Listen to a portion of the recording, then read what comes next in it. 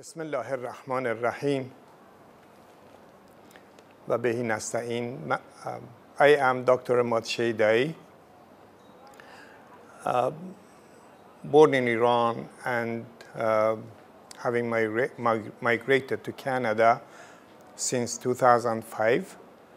I first entered Canada as a university professor, as a research scholar, and eventually ended up living in there as a permanent resident. Now, I am today, as of today, I have a law office which is actually processing immigration for applicants of such nature.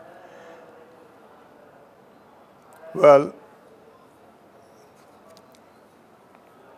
I have been, for the past so many years, concerned about, ever since migrating to Canada, there was, as a Shia, I have always been concerned about the future of the generation that I am planting in a Western country. That means I have always been wondering if by moving to Canada, if I am taking my generations to come to a context within which the children or the generations would still be the followers of Ahlul-Bait, or if there is any damage that would have to come to it. And that has regularly been a source of concern. Well, searching for the answer, I have come to realize that, of course, our Wali-e-Asr, Ajjalallahu Ta'ala Farajahu Sharif, would need his soldiers all over the place, all around the world. And well, I once upon a time came to realize that if I could only implant the kind of generation who would hold on strongly to the Ahlul-Bait, no matter where in the world, then I should be, my migration to anywhere in the world is not going to be anything that I would regret ever in this life or the life after. So, well, my son, for one, has been raised in Canada ever since his elementary days and is a university student today. Now, one of the steps I have taken recently in order to get him to the path that I wish him to be all his life was to think of coming to Karbala, coming to Al-Abbas, and trying to get him closely familiar with the literature of Ashura. And so we're here now. We came to Iran some 10 days ago. We started from visiting the holy places in and around Iran, and then came to Al-Abbas in Iraq, like about 4 days ago. Now, within these past 4 days, we have been visiting the shrine of Imam Ali alayhi salam in Najaf, also in Karbala. Well, having visited Sayid Shaidai and Al-Abbas, salawatullah wa salamu alayhim. And also, right today, we came from Kazimain and Samara, where we visited 4 other of the Masumin. Of course, also Samara being home to to the Imam Asr Ajjalallahu Ta'ala Farajahu Sharif, then we have effectively visited 5 of them today. And so altogether we have visited 8 of the Masumins within the past 5 days. Now it is one thing very interesting is that before our coming here, people who seemingly cared for us so much, so very much, kept reminding us that Iraq is not going to be a safe place.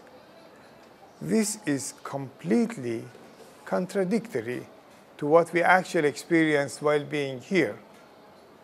Millions of people around us, all of them having, their hearts out, enjoying their time with Imam Hussein and with all the Masumin, and we were just one of them. Any one of us was just one of them in here.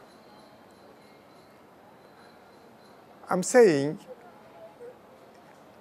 Karbala, just like it has always been, is the place to be for anyone who is supposedly in love with Sayid Shaidai and all other Shuhada of Karbala and Ashura. And well, to be honest, the experience has been so cherished that my family keeps insisting that we would have to come back over and over again, and we will, inshallah, if we would be invited by the Masumin themselves. Well, this is my second time to be in Karbala. The first time I came here, and the first time I saw the dome and the shrine of Abu Abdullah al-Hussein in Karbala, I simply broke down into tears. And well, that is when I really wanted, things that were beyond the earthy, regular things that one may be wishing for, one may be asking for. I asked not a small one. I asked for khair dunya wa akhirah. I wished for all the best, both in this life and the life after. And well, I would say I have really been graced by all that has been given to me, and I know much of which comes from this, the support that has been given by the Ahlul-Bait, especially Imam Hussein alayhi salam. However, this time it's very different. I came here the second time around, not only for myself, but for my son to have, the university student, to have a first-time experience. The same thing happened to him. He burst into tears once he saw the shrine of Imam Hussein as for the first time.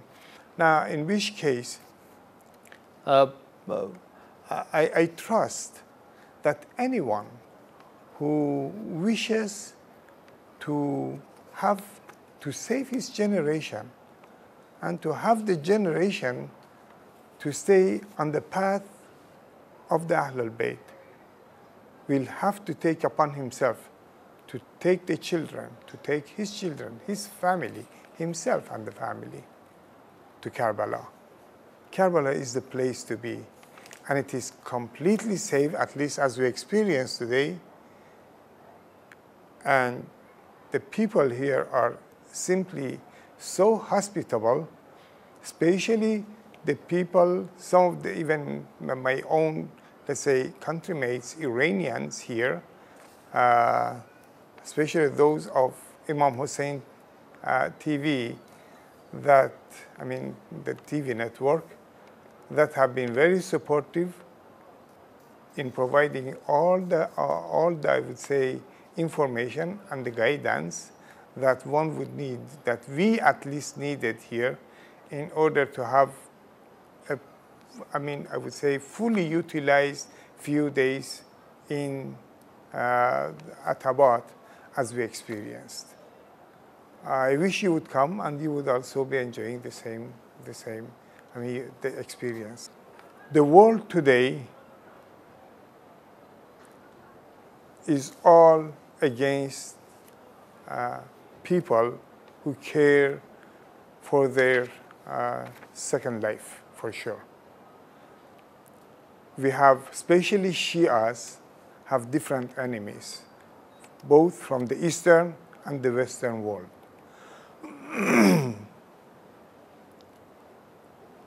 Social media also today is playing a huge role in deviating the new generation with the older one. What I'm saying is, we as the older generation are experiencing a great gap, especially cultural gap, with our children. Now, that is partly, for the most part actually, coming from the social media and the effort that has been put in place by our enemies, especially the Westerners, who do not want to see Islam grow and go through, be in control of the whole universe. So if that is the case, the message is, if we care to save our children, then we have to do a few things, of which one would be coming to holy sites like this, showing our children the degree of, I would say, sincerity people display in showing their, love and emotions to Imam Hussein and to Ahlul-Bait. If we don't do that, then we are doomed to experience our children getting far from us, far from their roots, far from their origins, far from their religion, and eventually we would be regretting to death whatever we should have done that we haven't done. Inshallah, everyone would be covered by the grace of God.